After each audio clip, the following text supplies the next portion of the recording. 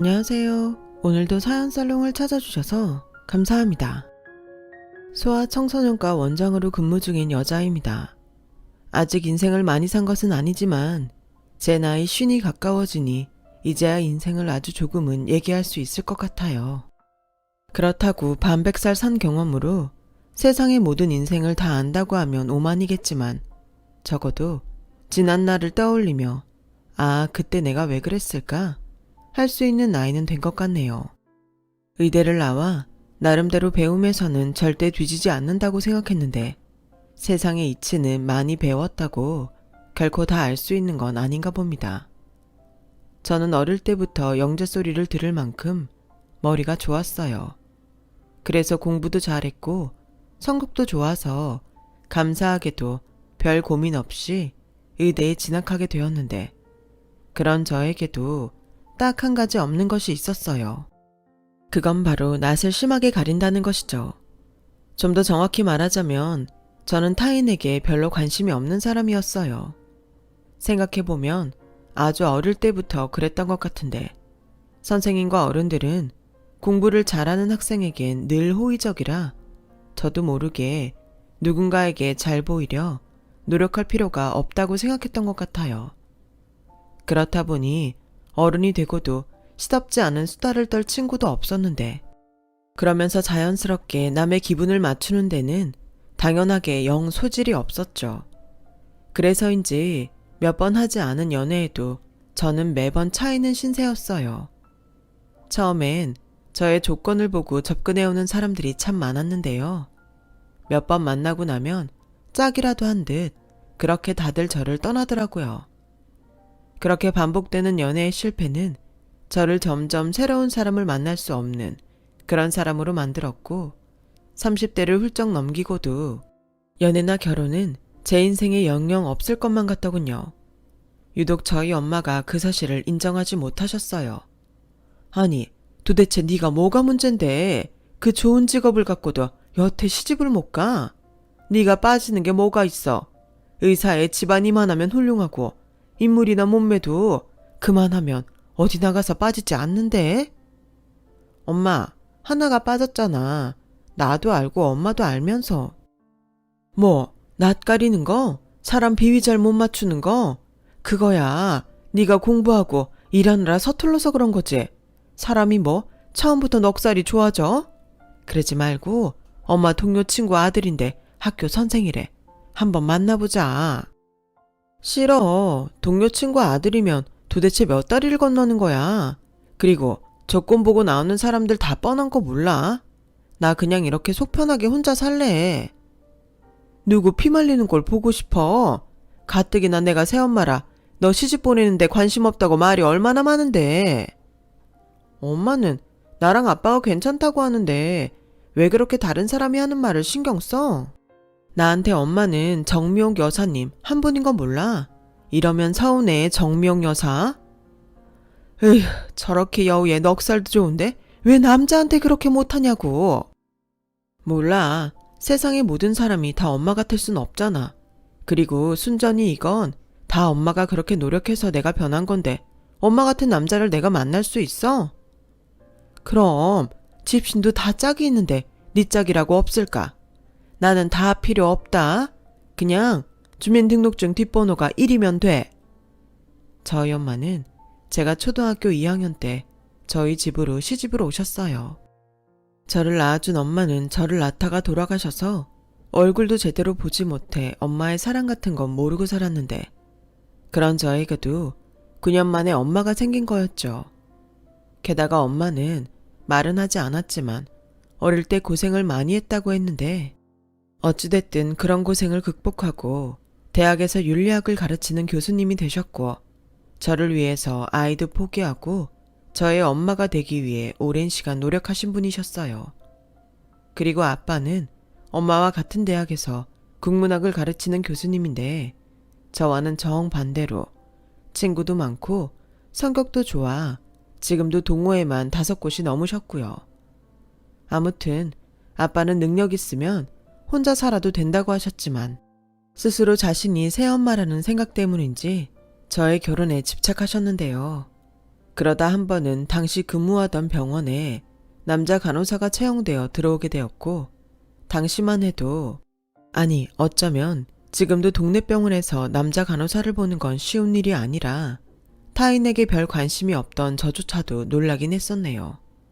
게다가 소아과 특성상 아이들과 아이들 부모를 주로 상대로 하는 간호사가 남자라니 괜찮을까 염려가 되긴 했어요. 당시 병원이 개원한 지 얼마 되지 않아 하루빨리 자리를 잡아야 했거든요. 그런데요, 그런 우려가 무색하게 여자인 저보다 채용된 남자 간호사는 아이들에게 인기가 많았고 성격도 어찌나 서글서글한지 동네 어르신들도 진로를 보신다며 다니시던 한의원 정형외과도 제쳐두고 저희 병원을 찾으셨어요. 처음으로 누군가를 보고 감탄했어요. 사막에 떨어져도 살아남을 사람이란 건 저런 사람이구나 하는 생각이 들었거든요. 게다가 나이도 저보다 6살이나 어렸는데 딱 봐도 제가 사람 상대하는 것을 어려워한다는 걸 간파했는지 시키지도 않았는데 저를 많이 도와줬어요. 그리고 행여 제가 부담이라도 느낄까? 적절하게 선도 잘 지켰는데 이런 사람도 있구나 하던 찰나 뜻밖의 말을 듣게 됐어요. 한 선생, 오해하지 말고 들어. 태연 씨 어때? 남자 간호사라 처음엔 걱정을 많이 했는데 사람이 너무 괜찮지 않아? 괜찮은 것 같아요. 원래 간호사가 체력이 많이 필요한데 태연 씨는 남자라서 아무래도 의지가 되고. 그리고 남자로서는 어떤데? 네? 남자로요? 벌써 같이 일한 지 6개월 넘었잖아. 내가 볼 땐 둘이 합이 진짜 잘 맞는데. 한 선생이 유능은 하지만 부족한 게 좀 있잖아. 근데 태연 씨가 그거 다 맞추는 거 보고 딱이다 싶었지. 저는 무슨 말인지 모르겠어요. 그리고 제가 일하는데 부족한 것도 있어요? 많지. 한 선생이 노는 애 더 올리는 의사잖아. 겁먹은 애한테 설교해서 보호자 컴플레인 듣게 하고. 그야 그 아이가 진료를 보는데 협조를 하지 않았고 저는 최대한 설명을 한 건데 그 부모가 선을 넘은 거죠. 난 정말 너무 신기해. 한 선생처럼 사람 싫어하고 특히 애 싫어하면서 어떻게 소아청소년과를 선택했어? 돈 잘 버는 피부과 성형외과도 있는데. 저 애 안 싫어하는데요. 아우, 말을 말자. 아무튼 내가 태연 씨 면접 봤을 때 딱 한 가지가 마음에 걸렸었거든. 태연 씨가 고아원 생활을 했더라고. 아마 고아원에서 다른 동생들 챙기면서 살았던 게 그게 몸에 밴 것 같아. 어른들한테도 잘하잖아. 그것만 빼면 진짜 소개해줄 사람 많은데. 그 말도 좀 이상해요. 사람이 좋은데 고아원 생활을 했다고 소개를 못해요? 그랬지. 역시 난 한 선생이 꼭 그렇게 말할 것 같더라. 그러니까 잘해봐. 서로 부족한 거 채워주는 게 진짜 연인이래. 저는 그때까지 선배의 꿍꿍이를 알아차리지 못했어요. 하지만 시간이 지나면서 저는 점점 낯선 남자 간호사에게 익숙함을 느꼈고 그가 베푸는 친절에도 자연스럽게 받아들이게 되었죠. 선생님, 항상 드시는 커피요. 여기에 둘게요. 선생님, 오늘 식사는 선생님 좋아하시는 김치찌개로 시켰습니다. 그리고 요즘 건조하신 것 같아서 데스크에 있는 가습기 진료실로 옮겨드릴게요. 의사 선생님이 아프면 안 되니까. 선생님, 오늘 예약이 꽉 차서 다른 진료는 정 원장님한테로 돌릴게요. 지금 생각해도 저는 참 둔하고 미련한 사람이에요. 한 사람이 이렇게나 나에게 신경 써주고 있는데 저는 그저 그 사람이 일을 잘한다고 생각했거든요. 하지만 저도 감정이 있는 사람이었고 그 사람의 고마운 호의를 받은 지 1년이 넘어가자 조금씩 그 사람이 제 마음에 들어왔어요. 제 인생의 두 번째로 일어난 기적이었죠. 한 선생님은 참 특이해요. 귀엽고요. 특이한 거랑 귀여운 건 서로 안 맞는 표현인 것 같은데요. 그거 봐요. 진짜 특이하고 귀여워요. 근데 선생님은 왜 연애 안 하세요? 남자들이 엄청 좋아할 것 같은데. 아니던데요. 저 인기 없어요. 낯도 가리고 사람 기분 맞추는 것도 못해서요.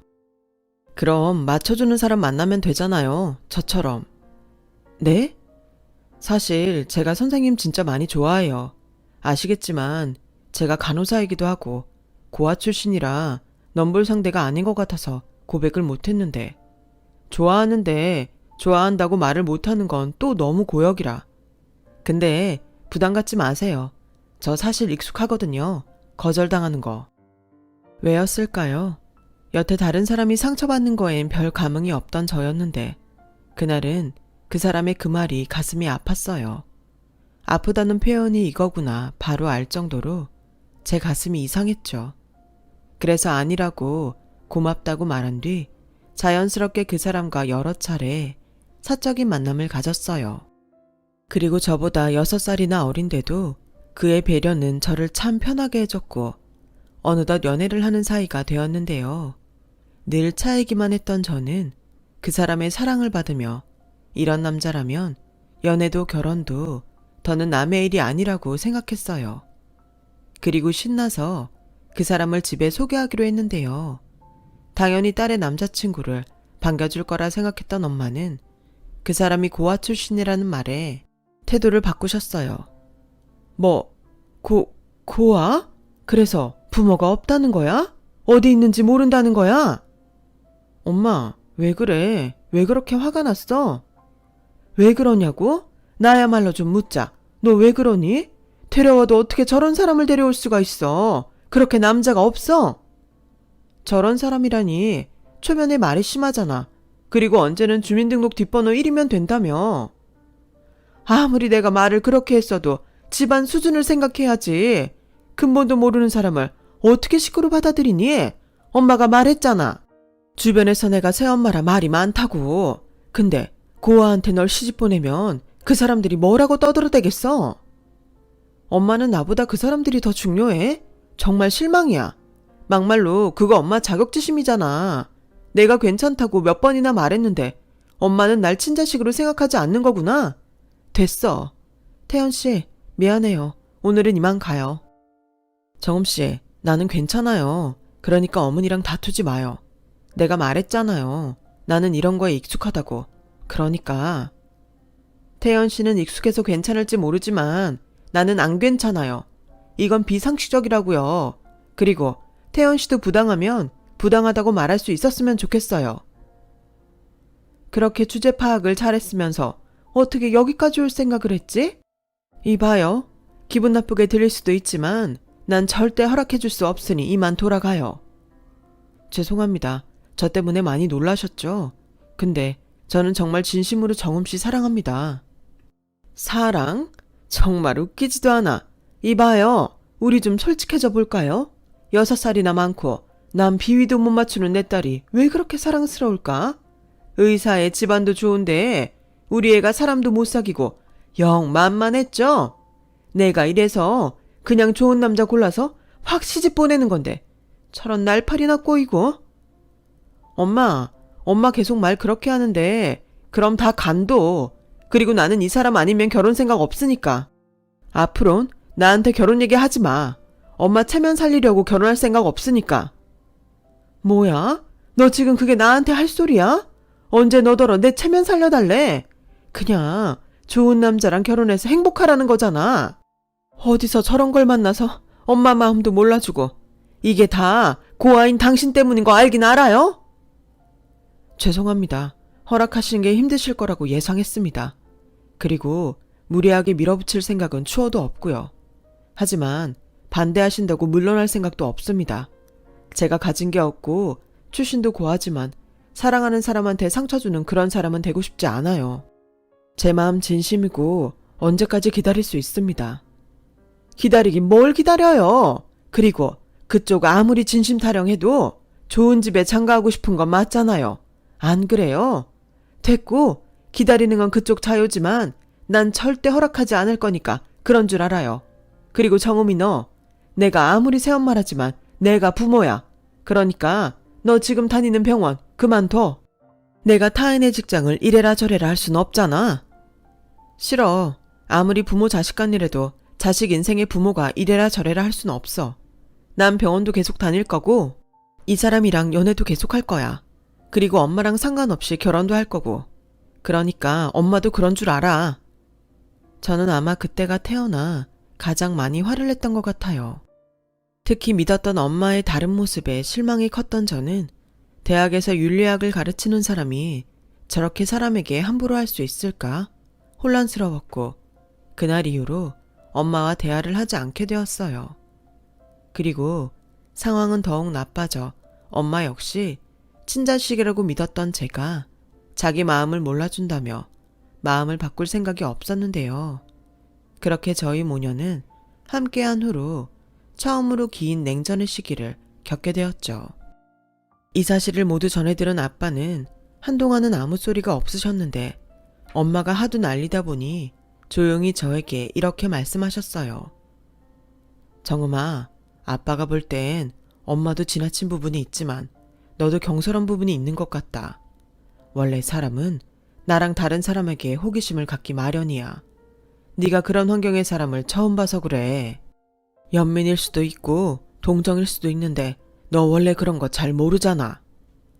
아빠, 내가 아무리 모른다고 해도 사랑하는 마음을 모를까? 그럼 내가 엄마를 사랑한 감정은 뭐야? 친엄마도 아닌데. 그리고 그 사람 고아라는 것 빼고는 나보다 훨씬 나은 사람이야. 성격도 좋고 배려도 많고 병원 진료 오는 사람 중에 어린 아이부터 노인까지 그 사람 싫어하는 사람 아무도 없어. 다른 사람들은 다 알아보는 그 사람을 왜 엄마 아빠만 못 알아보는 거야? 그야 우리는 너를 더 사랑하니까. 그리고 네 엄마한테는 그럴 만한 사정도 있고. 무슨 사정? 새엄마라서 사람들이 뒤에서 수군거리는 사정? 난 정말 엄마를 이해할 수 없어. 그것도 그런데 엄마가 아직 너한테 말하지 못한 게 있어. 나중에 너 시집 보내면 말할 거라고 그랬는데 아마 자기가 더 놀랬을 거야. 아무튼 아빠는 네가 좀 더 신중했으면 좋겠어. 아빠도 말은 이렇게 하지만 네가 좋은 남자 만나서 편하게 사랑받고 살길 바래. 그건 어쩔 수 없는 부모 마음이야. 저는 아무리 부모 마음이라고 하지만 받아들일 수 없었어요. 그게 사랑의 눈이 멀어 혹은 콩깍지라는 건지 모르겠지만 적어도 제 판단에 그런 의미로 그 사람과 헤어질 수 없다고 생각했어요. 그렇게 자그마치 반년이 흘렀는데 더는 가만히 볼 수 없었는지 저희 엄마가 선배를 찾아가 하지 말아야 할 짓을 하고 말았어요. 나 정음이 엄마예요. 우리 몇 번 본 적 있죠? 네, 어머니. 근데 무슨 일로 저를 찾아오셨어요? 단도직입적으로 나는 우리 애가 여기 병원을 그만두든 저 남자 간호사가 그만두든 한 명은 여기서 나갔으면 좋겠어요. 어머니, 그래도 그건 본인들 의사가 그렇지 않은 한 그럴 수는 없는 건데요. 아우, 답답해. 내가 오죽하면 그럴까요? 막말로 두 사람 이어붙인 사람이 누군가요? 내가 지금 많이 참고 있지만 사실 속에선 천불이 나고 있어요. 태연 씨 좋은 사람이에요. 정음이 많이 아끼고 기꺼이 맞춰주는 사람이고요. 편견을 버리시면 분명히 어머니 눈에도 보일 텐데요. 편견이든 손가락질이든 난 싫어요. 왜 하고 많은 사람 중에 내 딸이 고아를 만나요? 긴 말 필요 없고 둘 중에 하나는 내 보내주길 바래요. 저는 저희 엄마가 병원에 다녀간 걸 그때는 미처 몰랐어요. 분명 그 사람은 알았을 텐데 저에게 아무 소리를 하지 않았거든요. 그리고 자기가 조용히 사표를 냈는데 그 사람은 그게 저와 헤어지지 않는 방법이라고 했어요. 나는 정말 태연 씨가 이러는 게 싫어요. 그런다고 누가 알아줘요? 우리 엄마가 태연 씨 마음을 알아주냐고요. 왜 나한테 상의도 하지 않고 병원을 그만둬요. 됐고요. 내가 선배한테 말해서 사표 없던 걸로 해달라고 할게요. 그건 제가 싫어요. 저 누가 시켜서 사표 낸 거 아니에요. 제 의사로 결정한 거라고요. 그리고 저 누가 뭐라고 해도 정음씨 포기 안 해요. 누군가는 고아가 의사 여자 만나서 신세 고치려고 그런다고 하겠지만 저는 상관없어요. 우리는 우리 마음이 가장 중요한 거잖아요. 그럼 결혼식은 나중에 올리더라도 우리 혼인신고 먼저 하고 같이 살면 어때요? 이렇게 시간만 보내면 우리 언제 결혼할 수 있을지 알 수 없잖아요. 아, 나는 너무 좋은데 그래도 해볼 수 있는 데까지는 하고요. 나 평생 부모 없이 자라서 정음씨 부모님 속상하게 그렇게 결혼하고 싶지 않아요. 정음씨도 지키고 부모님 허락도 받고 우리 그렇게 결혼해요. 내가 방법 찾을게요.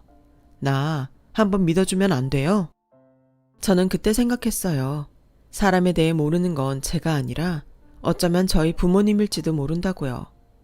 제가 서툰 게 아니라 저희 부모님이 세상의 편견에 사람 보는 눈이 무지한 거라고 저는 자신할 수 있어요. 그리고 믿기로 했죠. 사랑하는 그 사람을, 그리고 우리의 서로를 향한 진심을요. 그리고요, 저의 믿음은 끝내 기적을 이루고 말았어요. 그렇게 완강하게 그 사람을 반대하던 저희 부모님이 어떤 한 계기로 그 사람을 인정하고 결혼을 허락해줬거든요. 그 계기는 저희 엄마의 생신날이었어요. 사이는 나빠졌지만 매년 엄마의 생일을 챙기던 저는 생일을 무시하기가 힘들었는데 그 사람이 저희 엄마가 강의하는 학교에 찾아가 꽃다발 이벤트와 생일 도시락을 거나하게 차려가서 저희 엄마가 학교에서 유명세를 받게 된 거예요. 워낙 이목을 중시하던 엄마는 자신의 일터에서, 그것도 제자들이 보는데 자기 생일을 챙겨주겠다가 온 사람을 함부로 할 수 없었던 것 같아요. 그렇게 울며 겨자 먹기로 그 사람의 호의를 받은 엄마는 그 후로 거의 매일같이 딸 시집은 언제 보낼 거야? 사위가 결혼 전에 장모 생일까지 챙기고 강 교수는 참 좋겠어. 같은 말을 듣게 됐다는데요. 그 뒤로도 자기가 결혼을 반대하고 있다는 말을 주변에 하지 못해 구렁이 담 넘듯 조금씩 그 사람에게 곁을 내어주게 된 모양이었어요.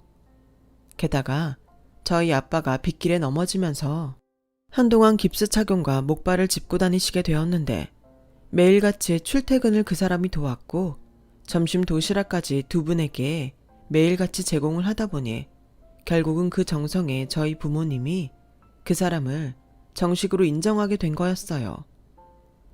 인사해, 우리 사위 될 사람. 이것 봐, 요즘 매일 장인장모 도시락도 싸준다. 요즘 세상에 이런 사위가 어딨어? 부럽지? 알고 보니 그 사람 음식 솜씨는 여느 주부보다 훌륭했던 모양이었어요. 저도 가끔 직접 만들었다는 간식을 먹은 적이 있었는데 맛이 꽤 좋았거든요. 밥정이라고 있다던데 그 사람은 결국 그렇게 저희 부모님의 마음을 얻는데 성공했어요. 그리고 마침내 기다리던 결혼식을 올렸는데 막상 결혼하고 보니 남편이 된 그 사람에 대해 몰랐던 사실을 하나 더 알게 되었죠. 그건 바로 남편이 어릴 때부터 쭉 자기를 낳아준 부모님을 찾고 있었다는 거였어요. 그럼 그렇게 오래 찾았는데 못 찾은 거야? 근데 아버지는 몰라도 엄마는 살아계신 것 같아. 나랑 비슷한 아이를 찾는 여자가 있었다고 했거든. 그래서 지금도 찾고 있어? 그러지 말고 사람 전문으로 찾아주는 그런 데 의뢰해보면 어때? 우리 아내가 드라마도 안 보면서 그런 걸 어떻게 알아? 됐어. 내가 시간 날 때마다 찾으면 돼. 지금은 못 찾아도 어쩔 수 없다고 생각하고 이제 나한테도 가족이 생겼으니까 내 가족한테 더 잘해야지. 아, 맞다. 나 이번 주 주말에 아버님이랑 낚시 가기로 했어. 낚시? 우리 아빠는 원래 동호회 사람들이랑 낚시 가는데 단 둘이 간다고? 아니, 나도 그 동호회에 들어가기로 했어.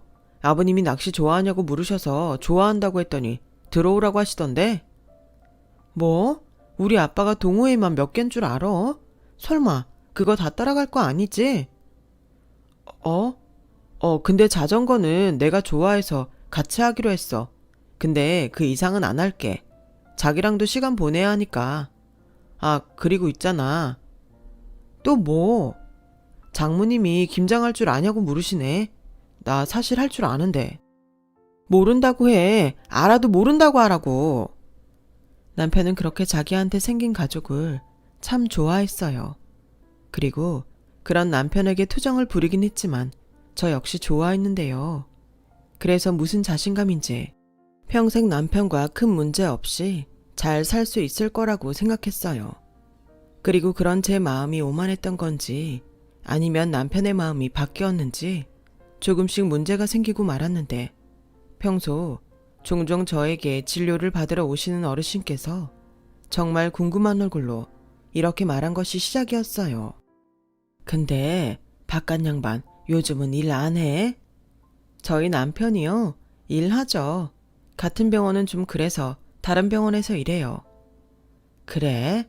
그럼 내가 잘못 본 건가? 그게 내가 자주 가는 태국 마사지 샵이 있는데 거기 제일 꼭대기층이 돈 많은 사람들이 여자 끼고 노는 클럽 머시기깽이래. 하기사 엄간호사가 그런 데 다닐 인물은 아니지. 내가 잘못 봤나 보이. 늙은이가 이젠 눈까지 늙었나 봐. 난 또 우리 의사 선생님 걱정이 돼서 괜한 걱정했네. 그러게요. 다른 사람은 몰라도 저희 남편이 그런 데 다닐 배짱이 어딨어요. 그리고 요즘 다니는 곳이 좀 힘든지 집에 들어오면 뻗기 바쁜데 살짝 서운할 지경인데요. 그래, 그래도 조심해. 원래 사내라는 게 화장실 들어갈 때랑 나올 때랑은 달라. 돈 잘 버는 마누라랑 살면서 딴짓 안 하는 남자 내 평생 못 봤다니까. 저는 그분의 말이 황당한 소리라고 생각했어요.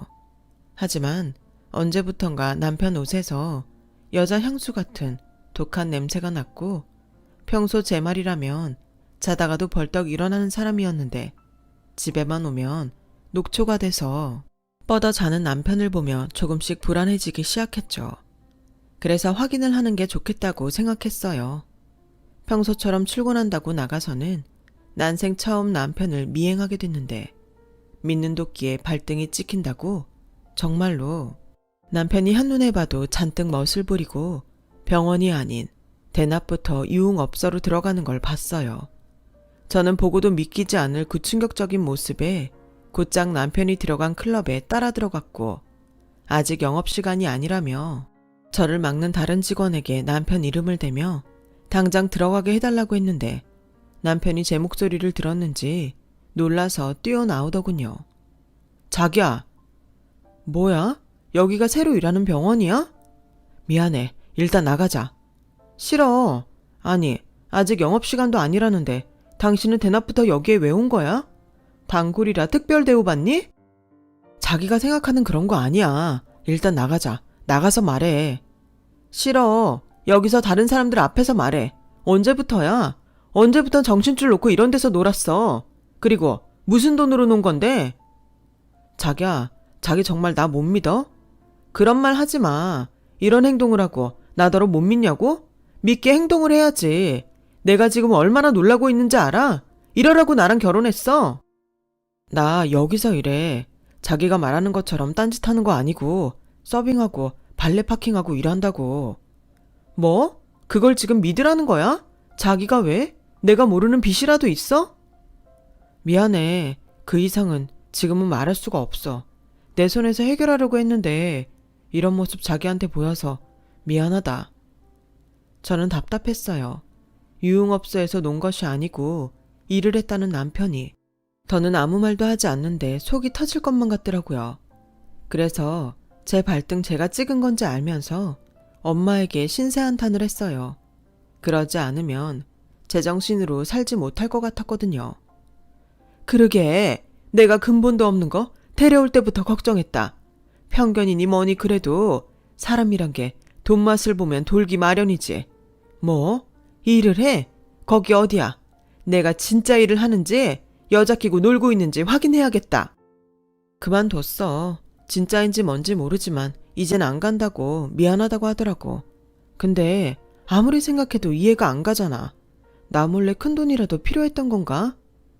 아니라니까. 놀다가 딱 걸려서 발 빼는 거라니까. 내가 그런 애들 잘 알아. 엄마가 왜? 우리 아빠는 그런 사람 아닌데? 누가 네 아빠가 그렇대? 그리고 내 나이가 몇이니? 별의별 부부 많아.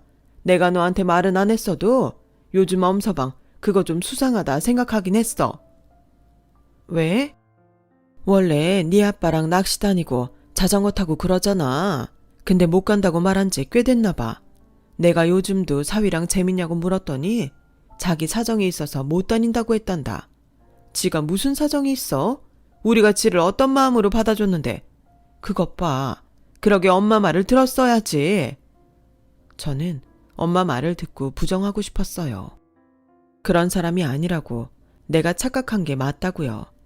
하지만 그렇게 말하기엔 저에게도 믿음이 없었기에 저희 결혼 생활은 점점 나빠지기 시작했어요. 그러자 남편은 사태의 심각성을 알았는지 미안하다며 결단코 외도를 하거나 유흥업소에서 놀지 않았다고 했고, 아는 사람을 돕기 위해 큰 돈이 필요했다며 자기가 경솔했다고 저에게 지속적으로 사과를 했지만 한 번 든 의심의 마음은 좀처럼 사라지지 않더군요. 그런데 무슨 운명의 장난인지 위기를 맞은 저희 부부에게 아이가 찾아왔어요. 벌써 임신 4개월이 다 되어간다고 하는데 평소 불규칙한 월경에 그런가 보다 했던 것이 사실은 임신이었던 거였죠. 마땅히 행복해야 할 일인데 뱃속에 이제 막 자리 잡은 아이의 심장 소리에 저는 눈물이 났어요. 원래 감정적이기보다 이성적인 저는 문제 앞에서 눈물을 보이는 경우가 없었는데 그날은 호르몬의 영향인지 눈물이 나더라고요. 하지만 임신 사실을 안 남편은 달랐어요. 이젠 제가 어떤 의심도 하지 않도록 모든 것을 다 말하고 저와 아이를 위해 살겠다고 약속했는데 그 뒤로는 간호사 일도 열심히 하고 저희 친정 부모님에게도 예전처럼 잘하는 사이가 되었어요. 입덧 때문에 힘들어하는 저를 그 누구보다 챙겼고 몇 번이고 물리는 식사에 정성으로 죽을 만들어 그렇게 깨진 믿음을 봉합하려 애를 썼는데요. 그렇다 보니 불러오는 배처럼 남편에 대한 마음도 조금씩 아물어갔어요. 그렇게 저는 예쁜 딸아이를 낳았어요. 원래 딸을 낳으면 아빠가 바보가 된다고 남편은 그렇게 딸 바보가 됐어요. 자기는 사랑을 많이 받지 못한 아이였으니 딸에게만큼은 넘치는 사랑을 주고 싶어 했더랬죠. 그렇게 저희 가족은 다시 행복을 찾아갔어요. 그리고 남편은 아이를 낳아 그런지 자기가 있었던 고아원에 지속적인 후원과 도움의 손을 보태고 싶어 했고, 그런 남편의 마음을 충분히 이해한 저는 그런 남편이 하고 싶은 대로 모두 하길 바랬는데, 그러면서 저 역시도 남편의 친모, 그러니까 시어머니를 찾아보면 어떨까 하는 생각을 하게 됐어요. 제가 아이를 낳아보니 부모의 마음과 자식의 마음이 뭔지 조금은 알 것 같았고, 저 역시 남편에게 무언가 해주고 싶다는 마음이 컸었거든요. 하지만 제 말을 들은 남편은 단호하게 거절했어요. 자기 마음은 고마운데 난 그러지 않았으면 좋겠어. 그냥 장인 장모님 그리고 유나랑 우리 셋만 생각하자. 왜? 나 좀 부모님 찾고 싶어 했잖아. 그래도 장인 장모님이 아시면 별로 좋아하시지 않을 거야. 나도 이젠 찾고 있지 않아. 생각해보니까 그래. 버려진 건 난데 내가 버린 사람을 찾는다니. 그러니까 우리 이제 이 얘기는 하지 말자. 저는 남편의 의외의 말에 서운하기도 하면서 또 속상하기도 했어요. 사람이 얼마나 상처를 받으면 저런 말을 할까 싶었죠. 그리고 저의 말을 들은 저희 엄마는 그런 저를 뚫어져라 쳐다봤는데요. 왜? 내 얼굴 이상해? 이상해. 너 꼭 내가 알던 내 딸 아닌 것 같아. 무슨 말이야? 역시 사람은 결혼하고 애를 낳아야 진짜 사람이 되나 보다. 너 지금 네 걱정 아니고 다른 사람 걱정하고 있는 거 알아? 다른 사람은 아니지. 내 남편이잖아. 아무튼 네가 언제 내 마음이나 네 아빠 마음 생각이나 해봤어? 나도 너 때문에 참 서운하고 속상했었는데 너 관심도 없었잖아. 왜? 그래도 내가 엄마한테는 잘했지. 그리고 이거 욕이야 칭찬이야? 칭찬이야. 사유라는 놈이 장모를 틀었다 놨다 하네. 그 뒤로 수상한 거 없지? 없어. 그런 거 있었음 내가 그런 생각까지 했겠어? 아무튼 조금이라도 수상하다 싶으면 엄마한테 말해. 가만두지 않을 거야. 저도 알아요. 저희 엄마가 저에 대한 애정이 지나치다 보니 가끔 도를 넘는다는 걸요. 하지만 그런 넘치는 애정도 저는 그저 고맙기만 했는데요. 방심은 금물이라고 5년이란 시간이 지나자 또다시 남편이 수상해지기 시작했어요. 딸아이가 유치원에 가고 육아도 어느 정도 손에 익어갈 즈음이었는데 남편이 그러더라고요. 다니고 있는 병원 사람들이랑 여행 모임을 만들었다고요. 격주로 1박 2일 여행을 한다는데 무슨 촉인지 이상했어요. 물론 처음에는 병원 사람들 다 가는 거면 빠지는 것도 이상하겠다 싶어 알겠다고 바람이라도 쐰다 생각하고 즐기고 오라고 했는데 어느 순간부터 이 사람이 여행 가는데 정신이 팔려 저와 아이는 뒷전으로 생각하는데 이건 아니다 싶었어요. 그래서 한 번은 컨디션이 너무 안 좋으니 이번 주는 가지 말라고 했는데 이미 약속 다 해놓은 건데 어떻게 그래. 정 힘들면 처갓집에 가는 건 어때? 당신 의사잖아. 자기 아픈 건 자기가 더 잘 알지 않아? 뭐야? 내가 지금 괜히 그래? 몸이 안 좋으니까 당신이 옆에 있었으면 하는 거잖아. 영영 가지 말라는 것도 아니고 처음으로 하는 말인데 그걸 못 들어줘? 미안해. 일정이 있어서 어쩔 수 없어. 미리 알았다면 어떻게든 했겠지만. 당신은 아픈 것도 미리 알 수 있어? 아픈 가족보다 같이 여행 다니는 병원 사람들이 더 중요하냐고. 물론 아픈 건 거짓말이었어요. 남편을 한번 떠보고 싶었거든요. 하지만 보기 좋게 거절을 당하자 저도 화가 났고 때마침 같이 일하는 선배의 말이 떠올랐는데 요즘도 태연씨 여행 모임 해? 네, 격주로 한 번씩 1박으로. 그래? 근데 있잖아. 이건 순전히 노파심에서 하는 소린데 요즘 그런 모임 나갔다가 바람나는 경우가 허다하대. 게다가 1박까지 하는 거면 좀 위험하지 않아? 간호사 한정 모임이라며. 간호사 대부분 여자인 거 알지? 저는 혹여 남편이 바람이라도 났을까 안절부절 못하기 시작했어요. 연애하고 결혼할 때는 몰랐는데 6살 나이 차이는 꽤 크더라고요. 저는 벌써 40이 넘었는데 남편은 아직 30대였으니 불안한 마음이 없을 수가 없었어요.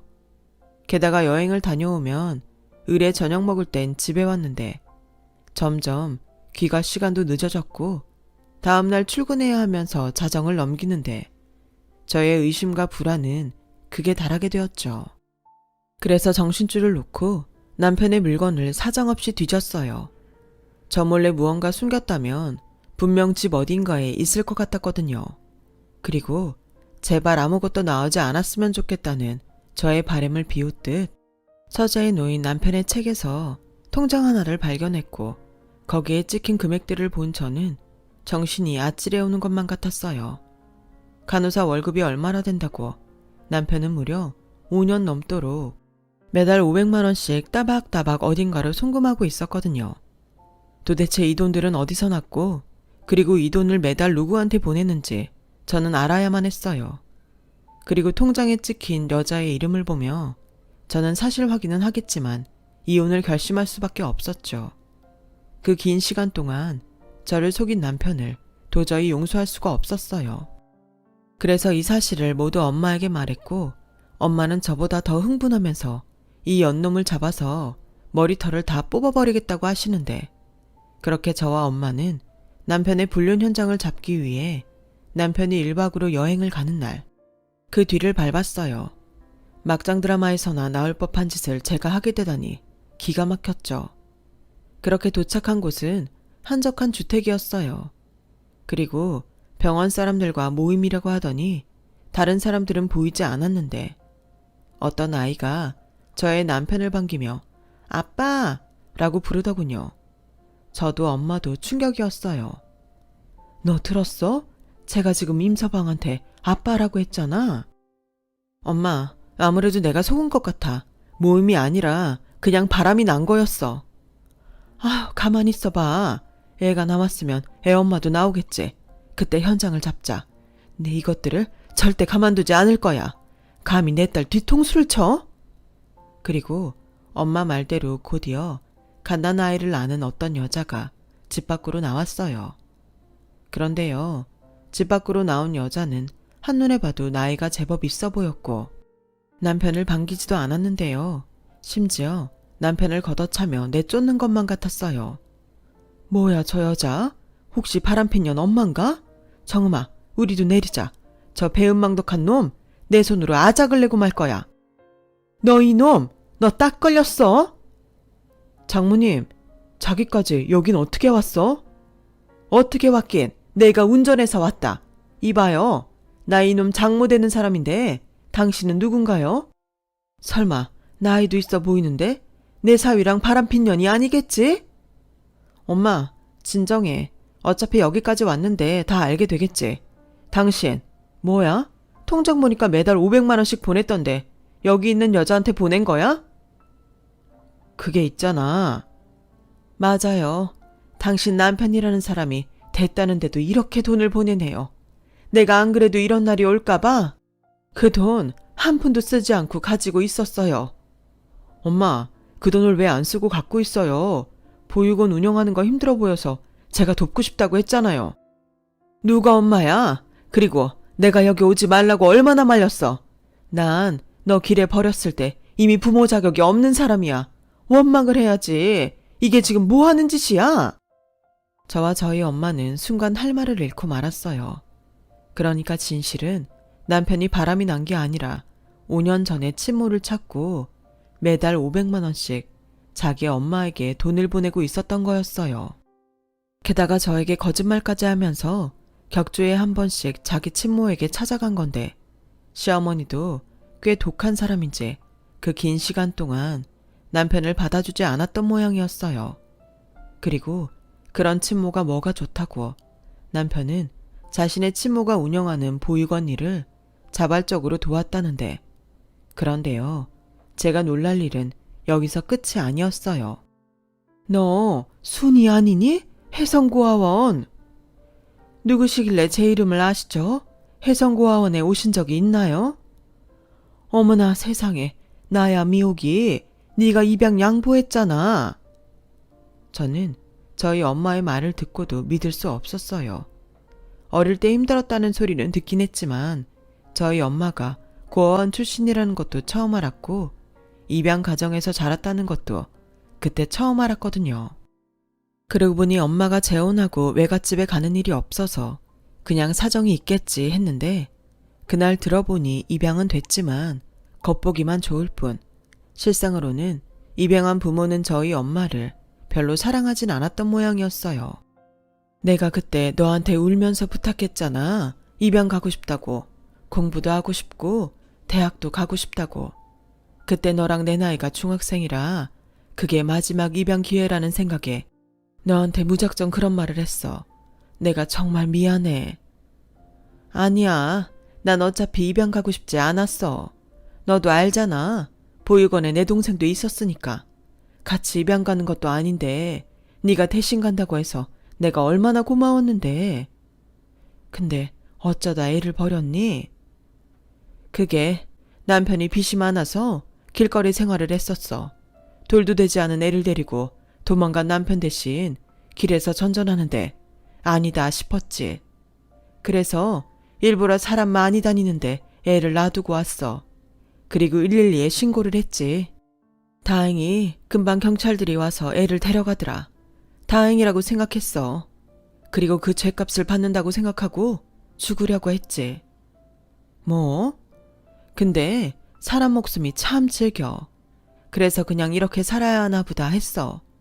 가끔 애를 보고 싶어서 무작정 내가 버려뒀던 근처 보육원이랑 고아원에 가기도 했는데 너무 어릴 때 버려서 애민데도 내 애를 찾을 수가 없었어. 그래서 이런 구석진 곳에서 보육원을 하는 거야? 어쩌다 보니까 그렇게 됐네. 여긴 시에서 무상으로 쓰라고 지원해준 곳이야. 덩달아 나도 같이 생활하고. 근데 어떻게 알았는지 제가 왔네? 독한 것. 그냥 미안하다고 고맙다고 받아주면 될걸. 야, 염치가 있지. 결혼해서 잘 산다는데 그냥 그게 고마웠어. 장인장모가 그렇게 잘해준다고 하던데 그게 너였냐? 뭐? 잘해줘? 내가? 엄서방이 뭐 없는 말을 지어서 했네. 나 엄청 구박하고 반대했어. 고아팔자 고아가 한다고? 싫더라. 네 아들인 줄 알았다면 상처 주지 않았을 텐데. 장모님, 저 상처 안 받았어요. 그리고 저한테 잘해주신 거 맞잖아요. 다른 분들한테 자랑도 하시고. 그리고 지금은 이렇게 덕분에 저 오늘은 욕도 덜 먹고 안 쫓겨났어요. 그리고 자기야, 미안해. 남편은 거의 울상을 하며 저에게 사과했어요. 그리고 그런 남편을 보고 그의 친모, 그러니까 저희 시어머니는 미안하다고 제 손을 잡아주는데 왜 말을 하지 않았는지 속상하기도 했지만 이유를 안 들어도 알겠더라고요. 남편도 시어머니도 그저 미안했기 때문이었을 거라는 걸요. 그리고 생긴 것처럼 마음씨도 똑 닮은 시어머니는 정음이라고? 이게 무슨 인연인지 그저 고맙고 미안해요. 내가 끝까지 아들애를 여기 못 오게 했어야 했는데 그동안 얼마나 마음을 졸였어요. 내가 그 마음을 모르지 않아서 더 미안해요. 아닙니다. 제가 알지도 못하고 오해해서 죄송해요. 그리고 감사합니다. 이렇게 착한 남편을 세상에 낳아주셔서요. 어머나, 미옥이 너는 좋겠다. 어디서 이런 딸을 낳았어? 그러게, 내 딸 예쁘지? 내가 진짜 힘들게 마음으로 낳았어. 얼마나 아프게 낳았는지 이렇게 다 큰데도 물가에 내놓은 애 같아. 우리 이렇게 다시 만난 거 누가 뭐라고 하든 행복하자. 이젠 절대 헤어지지 말고, 응? 나는 순이 너를 다시 만난 게 꿈만 같아. 네 덕에 나 정말 잘 살았다. 이젠 네가 내 덕에 잘 살았으면 좋겠어. 기대해. 내가 너한테 로또가 될 거니까. 그 뒤 모든 사실을 알게 된 저희 모두는 일상이 바뀌었어요. 그리고 저희 아빠에겐 동호회가 한 곳 더 늘었는데 이름하여 한가족 동호회였죠. 저희는 매주 시어머니가 운영하는 보육원에서 보육원 아이들과 시간을 보냈어요. 때 되면 같이 피서도 가고 크리스마스 행사도 하며 저희 딸을 포함한 아이들이 이 세상에서 가장 행복했으면 하는 바람으로 그렇게 많은 아이의 부모가 되기로 했죠. 그리고 시어머니 인생에 로또가 되어주겠다는 저희 엄마는 저희 남편이 자신의 월급과 병원 사람들의 기부금으로 힘겹게 하던 후원을 당신이 하고 있어요. 게다가 대학 다른 교수님에게도 홍보활동을 어찌나 톡톡히 했는지 사회복지과 학생들이 저희 시어머니 보육원에서 실습 겸 봉사를 나올 정도예요. 그래서인지 저희 시어머니는 처음 봤을 때보다 얼굴이 참 좋아지셨어요. 미안해서 제대로 불러보지도 못한 아들도 찾고 보고 싶었던 옛 친구도 찾은 시어머니는 지금이 가장 행복한 때라고 저에게 미소 띤 얼굴로 말씀하셨거든요. 이런 날을 위해서 남편이 그 수많은 시간을 달려왔구나 하고 느끼던 때였어요. 원래 남의 일에 관심도 없고 남이 느끼는 감정 따윈 내 알 바 아니라고 생각한 저였는데 이렇게 감성 충만한 인간이 될 줄 누가 알았을까요? 가만 보면 저는 참 복이 많은 사람입니다. 그날 이후 몇 년이 지난 지금도 저희 가족은 똑같아요. 매주 시어머니를 뵈러 또 보육원의 아들, 딸들을 만나러 가고 있고 더 이상 비밀이 없는 남편과 저는 그 어느 때보다 서로를 믿고 의지하고 있어요. 착한 거짓말도 상대를 배려하는 비밀도 이젠 더는 만들지 않기로 약속한 저희 부부가 앞으로도 잘 살 수 있길 바라며 아직 남은 인생 남편과 함께 더 많이 행복하고 싶습니다. 어느 책에서 그런 글귀를 본 적이 있어요. 배우자라는 뜻이 부부가 서로에게 배울 것이 많아 서로 배우라고 배우자라고 하는 거래요. 저는 남편에게서 세상의 많은 것들을 배운 것 같아 늘 남편에게 고마운 마음입니다. 여러분들도 세상을 함께 살아갈 누군가와 꼭 행복하길 바라며 저의 이야기 들어주셔서 대단히 고맙습니다. 언제나 건강하시고 행복하세요. 감사합니다. 여러분, 사연 댓글에 응원과 현명한 조언 부탁드려요. 좋아요와 구독은 저에게 큰 힘이 됩니다. 오늘도 좋은 일 가득하세요.